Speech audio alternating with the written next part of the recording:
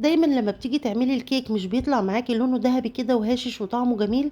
طب النهارده هنعمل الكيكة الحلوة اللي لونها دهبي دي ببيضتين بس، هنضيف لها مكونين، واحد هيخلّيها لونها دهبي زي ما أنتِ شايفة كده وهشة معانا، والمكون التاني هيخلّيها لنا بطعم وريحة البرتقال من غير إضافة أي برتقال. لو أول مرة تشوفيني ما تنسيش بقى تشتركي في القناة وتحطي لايك للفيديو. يالّا نسمي الله ونشوف الطريقة والمقادير. معانا هنا شفشق الخلاط وطبعًا ده أسهل حاجة، يعني ما عندكيش مضرب خلاص حلينا المشكلة هنستخدم الخلاط. تمام كده. هنحط فيه بيضتين، وطبعا بيضتين يكونوا مش صغيرين قوي ولا كبار قوي، متوسطين. تمام كده هنكون مخرجينهم من التلاجة قبل ما نبدأ في الكيكة بحوالي ساعة. معانا بقى أول مكون سحري وهو فانيليا البرتقال، ودي هتديكي طعم وريحة البرتقال من غير ما تضيفي أي عصير برتقال. ما عندكيش برتقال وعايزة تعملي الكيكة بتاعتنا، هتجيبي الظرف ده وتضيفيه للمكونات بتاعتنا. بعد كده نزلنا على البيض والفانيليا بكوباية من اللبن وكوباية من السكر. تمام كده. بعد كده نزلنا بنص كوباية وفوقيها كده حوالي معلقة من الزيت. وزي ما انتم شايفين مش عايزين نكتر الزيت عشان ما تطلعش معانا كده مزيتة ويبقى طعمها مش حلو. ضربنا كل الخليط السوائل دي في الخلاط، وبعد كده جبنا البولة بتاعتنا او الطبق الغويط اللي هنعمل فيه الكيك، وصبينا الخليط بتاعنا. معانا هنا بقى الدقيق بتاعنا. انا هنا الدقيق عندي كوبايتين وربع. طبعا انا مش هضيفهم كلهم، انا هشوف كده بالتدريج انا هاخد قد ايه. ضفت الاول كام معلقه علشان احط عليها البيكنج باودر بتاعي او الكيك الشيف، دي معلقه كبيره مليانه. وكمان هنزل عليها برشة من الملح. تمام كده. الحاجات دي انا بحطها بعد ما حط في السوائل وحطيت عليها علشان انا اشوف هستخدم الدقيق كله ولا لا. بعد كده نزلت بالمكون التاني السحري الخطير اللي هو معلقة النشا، وتقدري تضيفي معلقتين كبار، انا ضفت معلقة واحدة بس. المكون ده زي ما بقولك مكون سحري جدا، هيخلي لك الكيكة بتاعتك هشة جدا ومش مفرولة، هتاخد كمان اللون الذهبي اللي انت شفتيه في اول الفيديو. تمام كده. بعد كده هبتدي بقى اضيف الدقيق بتاعي بالتدريج شويه شويه، معلقتين في معلقتين، واقلب علشان اشوف كميه السوائل بتاعتي لحد ما تاخد دقيق ويبقى القوام بتاعي مظبوط. هشوف هاخد المقدار كله ولا لا. انا كنت نخله حوالي كوبايتين وربع. بدأت أضيف لحد زي ما انتوا شايفين كده، هبتدي أشوف السمك بتاع الخليط بتاعي، وبعد كده هشوف هستكفى لحد فين.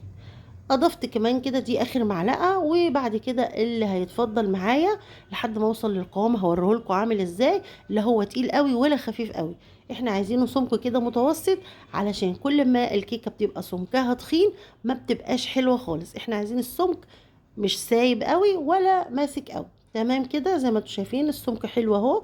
تمام خلاص ابتدي بقى اشوف الدقيق اللي اتفضل معايا. انا هعايره في الكوبايه علشان انا كنت معايره الدقيق من الاول كوبايتين وربع، فهشوف اللي اتبقى ده قد ايه علشان اقولك انا استخدمت دقيق قد ايه. دول حوالي ربع كوبايه اللي اتبقوا مني، انا كنت حاطه كوبايتين وربع، اللي اتبقى معايا ربع كوبايه يبقى انا استخدمت كوبايتين. خلاص كده. جبت بقى القالب بتاعي وما انصحش طبعا بالقوالب دي، انصح طبعا بالقوالب الالومنيوس. اي صينيه مدوره عندك مقاس 24 هتاخد منك الخليط ده. طبعا انا هنا كنت مبطنه الصينيه، دهنها طبعا دهنه خفيفه بالزيت، وكمان حطيت رشه خفيفه من الدقيق وبدرتها كلها، وبعد كده نزلت بالخليط بتاعي زي ما انتم شايفين. وطبعا الصواني دي ما بتتحطش كده في الفرن، لازم نحطها على صينيه او صاج الومنيا علشان الحراره تتوزع في الصينيه كلها وتستوي كويس. تمام كده. طبعا احنا مسخنين الفرن بتاعنا من اول ما بدأنا، بسم الله الرحمن الرحيم. هنشوف الطريقة والمقادير. تمام كده علشان احنا في الشتاء ولازم الفرن يسخن كويس جدا علشان لما تحطي الكيكة ما تهبطش معاكي بعد السوى او ما تبقاش مستوية كويس قوي من جوه. لازم نسخن الفرن كويس قوي اول ما نبتدي نشتغل في الكيكه. نسخنه لان طبعا احنا في الشتاء بياخد وقت طويل عبال ما الفرن يسخن معانا. خلاص كده هتقعد معانا بالظبط بالظبط 35 دقيقه، وهتخرج معانا بالشكل اللي احنا شايفينه، اللون الذهبي الخطير التحفه ده. طبعا انا هنا كانت الصينيه يعني نزلت شويه كده على الجنب، فكان الاطار دوت اللي هو بالمشبك ده كان شبك في الحبه اللي هم نزلوا دول واستووا طبعا. وطبعا كانوا يعتبروا قرمشوا يعني كده نشفوا. فسلكتها وخرجت بقى الكيكه بتاعتي زي ما انتم شايفين السمك بتاعها على قد طبعا المقادير بتاعتنا، الاتنين بيضه وكوبايتين الدقيق. عايزه اقولك ان هي تكفي اسره من 5 افراد ياكلوا منها يومين 3.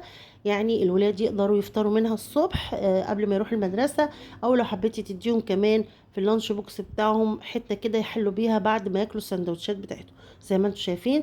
طبعا تقدري انتي تاخديها بقى مع كوباية شاي الصبح، كوباية شاي بلبن، او كمان في العشاء بالليل. يعني لو مش حابين يعني تقلوا في العشاء وعايزة تاخدي كده قطعة مع كوباية شاي بالليل، هتبقى مناسبة جدا. طعمها في منتهى الجمال، ريحة الفانيليا بتاعت البرتقال عايزة اقولك ان هي خطيرة جدا، خلت الشقة كلها ريحتها كأننا يعني كأني بالظبط عصرة برتقال وضفته للكيك بتاعي. زي ما انت شايفة تحفة جدا، لونها ذهبي من جوه، شايفة البياض والجمال والحلاوة. لا حطينا خل ولا حطينا ليمون ولا اي حاجة، زي ما انت شايفة. طبعا انا بنصح بالخل، بس انا عايزه اقولك يعني لو انت ما اضفتيش لا خل ولا ليمون هتطلع معاكي، لو مشيتي على المقادير اللي انا قلتلك عليها هتطلع معاكي بالشكل الجميل التحفه ده. احلى كيكه ممكن تاكلوها وتجربوها، وما تنسوش بقى تقولوا لي رايكم ايه في الكيكه، وان شاء الله لما تعملوها تبقى ناجحه معاكم ومن اول مره. يا رب الطريقه تكون عجبتكم. وما تنسوش بقى لو انتوا مش مشتركين في القناه اشتركوا، لو انتوا حبايبي مشتركين ما تنسوش بقى تدعمونا باللايك والكومنت الجميل منكم.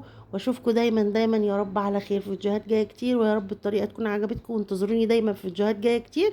مع السلامه.